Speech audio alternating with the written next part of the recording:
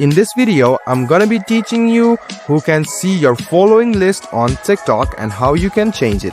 So let's go ahead and start the video without wasting any more time. Hello and welcome to How Logical. First of all, what you need to do is open up TikTok on your phone.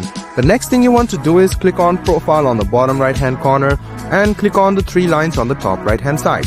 Then go to Settings and Privacy. You can see Privacy. Go ahead and tap on it. And the next thing you want to do is just go ahead and tap on Following List. After you do so, you can see that this allows you to access and it allows the following list to be seen by either everyone or only you. So other can see your following list if you click on everyone, but if you want to keep it private, just go ahead and press on only you, so others can see your mutual friend if you have kept this option to everyone.